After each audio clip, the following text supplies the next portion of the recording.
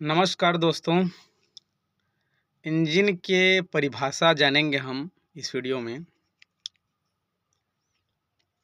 किताब में जो लिखा हुआ डेफिनेशन है उसे आप रटेंगे तो आपको विशेष फ़ायदा नहीं होगा। चीज़ें को समझने की प्रयास कीजिए। अगर आप समझ जाते हैं तो आसानी से लिख सकते हैं। आईटीआई के जो सिलेबस है उसमें एससीबीटी में परिभाषा लिखने के लिए आता है। परिभाषा किताब में देखेंगे तो लिखा हुआ है कि इंजन एक ऐसी युक्ति है जो हीट एनर्जी को मैकेनिकल एनर्जी में बदलकर वाहन को गति प्रदान करता है, जिसे हम इंजन कहते हैं। ठीक है,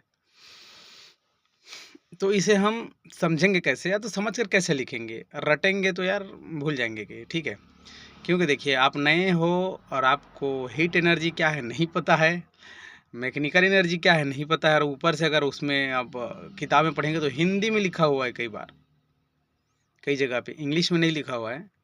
यांत्रिक ऊर्जा किसे कहते हैं भैया? लोग अब अभी की स्थिति में नहीं बता पाएंगे कई सारे बच्चे। यांत्रिक ऊर्जा में बदलना, जैसे कि हीट एनर्जी अंग्रेजी है ये, तो उसमें लिखा है ऊष्मीय ऊर्जा को यांत्रिक ऊर्जा में बदलने का काम कार्य करती है इंजन।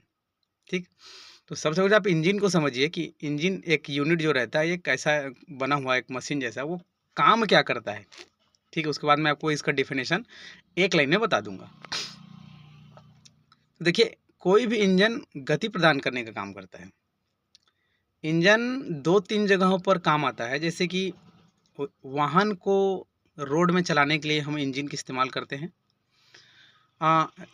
जनरेटर में डायनामो को घुमाने के लिए भी हम इंजन का इस्तेमाल करते हैं।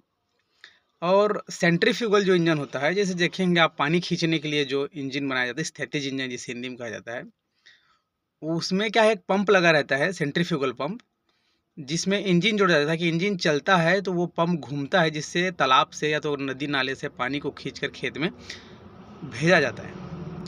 ठीक है, तो 3 काम, मतलब तीनों एक ही काम है, इसमें सिर्फ गति प्रदान करना। इंजन है, कोई भी चीज़ को वो गति प्रदान करवाता है, गति प्रदान करवाता है। ठीक, तो आइए समझते हैं डेफिनेशन क्या है, परिभाषा इंजन का। तो अगर आप लिखना चाहें, स्क्रीन पर भी फ्लैश हो रहा है, ठीक है, आप इस देख लें, या तो लिख सकते हैं कि इंजन कुछ चल और अचल पुर्जों का एक ऐसी युक्ति है जो रासायनिक पदार्थ के सहायता से ऊष्मीय ऊर्जा को, या तो हीट एनर्जी को, यांत्रिक ऊर्जा में, मैकेनिकल ऊर्जा में बदलकर वाहन को गति प्रदान करता है, जिसे हम इंजन कहते हैं। अब इसमें 2-3 शब्द आ जाता है, रासायनिक पदार्थ। ठीक, इंजन चल और अचल कहने का मतलब एक यूनिट जो बना हुआ एक इंजन है, वो एक ऐसा व्यवस्था है जिसमें चल और कुछ अचल पुर्जा होते हैं।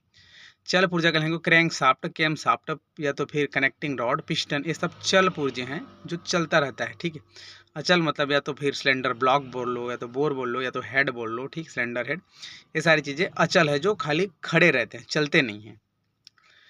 तो ये हुआ चल और अचल, क्योंकि कुछ पुर्जे चल रहे हैं, कुछ पुर्जे खड़े हैं। रासायनिक पदार्थ कहने का मतलब है डीजल या पेट्रोल, या तो फिर गैसोलीन, सीएनजी, एलपीजी, एलएनजी। ठीक, ये सब रासायनिक पदार्थ होते हैं। इसी के सहायता से हम इंजन में आग लगाने का काम करते हैं।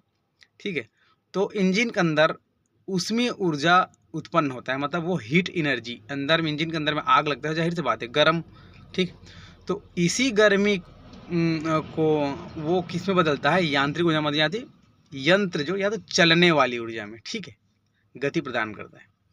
मैकेनिकल एनर्जी, ठीक, वो जो घूमता है ना, इंजन के अंदर ब्लास्ट हुआ, ब्लास्ट होने के बाद वो क्या करेगा, उसको इंजन में जो भी चल पुर्जे हैं उसमें वो दबाव डाल देगा, तो वो सब चलने लगेंगे। तो ये चेंज हो गया आपका हीट एनर्जी, किस में चेंज हो गया, आपका मैकेनिकल एनर्जी में। अगर इतना काम हो गया तो जाहिर बात है, अगर आपके पास इंजन है वो गाड़ी में लगा हुआ है तो आप उस गाड़ी को फिर चला सकते हैं। तो गति प्रदान करने का काम करता है। ठीक है, वीडियो 5 मिनट का हो चुका है। ठीक है, एक परिभाषा इतना इजी नहीं है दोस्तों, क्योंकि परिभाषा से पूरा इंजन को समझा जा सकता है। आप इससे ये जान सकते हैं कि पूरा इंजन कैसे कार्य करता है। ठीक, तो ये रहा इंजन का परिभाषा या डेफिनेशन। मेरे ख्याल से इससे बेहतर आपको कहीं भी परिभाषा नहीं मिलेगा।